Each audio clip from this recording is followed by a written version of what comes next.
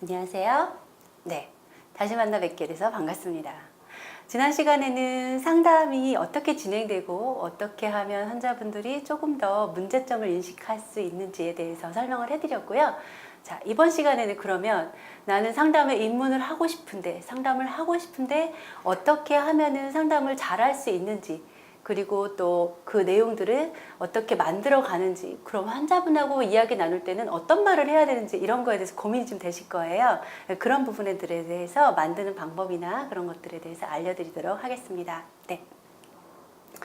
일단은 모든 분들이 이제 희망을 갖고 계세요.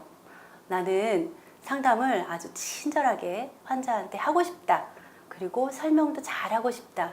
그런데 그냥 이렇게 주눅 들어서가 아니라 정말 당당하게 배 딱 내밀고 저 이렇게 잘합니다. 저 이렇게 상담할 수 있습니다. 라고 하고 싶어 하세요. 대부분의 많은 분들이 그런 생각을 하지만 현실은 어떻습니까? 그분이 뭔가를 질문하면 내 머리는 이렇게 하얗게 돼버리죠. 그리고 이제 멘탈 붕괴가 일어나요. 어딘가로 막 다녀와요. 네, 뭐라고 하셨어요? 아, 제가 잘 모르겠어서 저희 실장님 연결해 드릴게요. 막 버벅버벅 거리죠. 그래서 그런 부분들을 잘 하시려면은 준비가 잘 되어 있어야 되는데, 사실 준비가 안 되어 있기 때문에 우리 선생님들이 이런 머리가 백지가 되는 현상이 생기는 부분이라고 생각하시면 되세요. 이제 스타 선생님들이 물어봐요. 실장님, 상담하려면 어떻게 하면 잘할 수 있어요? 저는 이제 오륜기를 넣어놨는데 이렇게 5가지를 잘 해야지만 잘할 수 있다라고 이야기를 해주거든요. 그 중에 하나가 뭐냐면 치료 재료에 대한 장단점을 명확하게 알고 있어야 합니다. 자, 환자분들은 무엇인가 본인이, 저도 그렇지만 무엇인가 본인이 꽂히는 게 있으면 막 인터넷 서핑도 하고 주변의 사람들한테도 물어도 보고 해서 막 이제 나름대로 알아와요. 알아오는데 정작 상담하는 당사자가 그것에 대한 장단점을 제대로 모르고 있으면 환자에게 말리게 되죠. 그러면 오히려 환자가 이 사람 못 믿겠어. 나 여기서 병원에서 진료 못 하겠어 라고 생각을 하게 됩니다. 저는 모든 직원들에게 그렇게 얘기를 하는데요. 병원 옷을 입고 있으면 네가 곧 상담자가 되고 네가 곧 진료 의사가 될 수 있다라고 얘기를 합니다. 물론 손으로 하는 진료 의사는 될 수 없지만 모든 환자분들이 옷만 입고 있어도 이 사람은 전문가겠지라는 생각으로 아무거나 물어보게 되세요.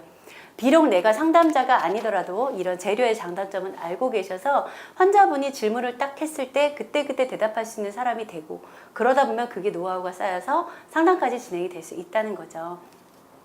또한 진료 과정을 알아야 되는데, 신경치료를 예를 들어 볼게요. 신경치료 한 번에 끝나나요? 라고 질문이 들어왔을 때 네, 뭐 한 번에 다 되세요. 이렇게 한다라고 하면, 그 과정을 모르고 그렇게 대답을 한다라고 하면, 물론 우리 선생님들은 신경치료 과정을 다 알고 있겠지만 그렇게 어설프게 대답을 했는데 환자분은 정작 3번에서 4번 정도 진료가 이루어진다라고 하면 말이 다르기 때문에 환자분은 신뢰를 버리게 돼요.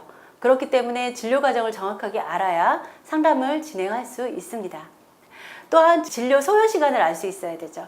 그래서 뭐 인네이나 아니면 크라운이나 이런 것들이 시간이 얼마나 걸리는지 아셔야지 되는데, 이 소요 시간은 원장님마다 다 차이가 있어요. 우리 원장님은 개원한 지 얼마 안 되셔서 인네이 하나를 한 30분에 프랩을 하고 우리가 스테비 인프레셔 뜨고 어쩌고 하려면은 1시간에서 1시간 반 정도는 소요가 되겠어 라는 게 있는가 하면, 우리 원장님은 한 15년 정도 경험이 있으셔서 뭐 프랩 하는데 5분 정도밖에 안 걸려가지고 뭐 분 뜨고 어쩌고 하는데도 30분이면 되겠네? 라고 예측되는 병원이 있을 거예요. 그래서 그런 우리 병원만의 진료 소요 시간을 다 체크를 하셔가지고 그것에 대한 인지를 명확하게 하고 계신 다음에 환자분하고 이야기를 하셔야 처음부터 꺼내놨던 진료 소요 시간이라든지 비용이라든지 이런 부분에서 이제 우위를 줄 수가 있습니다. 또한 우리 병원 수가를 정확하게 아셔야겠죠. 환자분은 전화로 일단 수가를 물어보는 분도 있으시고, 진료실에서 얼마예요? 그건 얼마예요? 이렇게 물어보시는 분들도 있으시고, 또 상담실에 들어가서 또 수가를 물어보시는 분들도 있으신데, 이 수가가 병원마다 다 다르기 때문에 그런 부분에 대해서 명확하게 알고 있지 않으면 이게 비용적인 문제에 굉장히 민감하잖아요. 어떤 분은 8만 원이라고 했고 어떤 분은 30만 원이라고 하면 같은 진료를 같은 병원에서 같은 진료를 가지고 비용이 달라진다라고 하면 문제가 아주 심각하겠죠. 그리고 만약에 상담실에서 수가가 잘못 얘기가 나가면 우리가 아무리 원래 40만 원짜리를 30만 원으로 설명을 했어도 30만 원을 받아야 하는 상황이 생기는 거예요. 그러면 이제 데스크하고도의 연계도 문제가 생기기 때문에 그런 수가 부분을 명확하게 알고 계셔야 되고요. 제일 중요한 게 아까처럼 이렇게 당당하시려면 자신감이 있으셔야 돼요.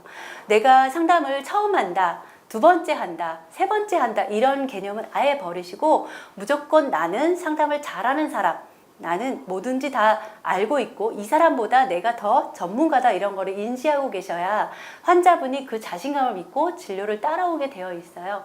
내가 만약에 쭈뼛쭈뼛 뭐 그럴 수도 있고요 이렇게 설명을 하시면 환자분들도 마찬가지로 딱 느끼세요.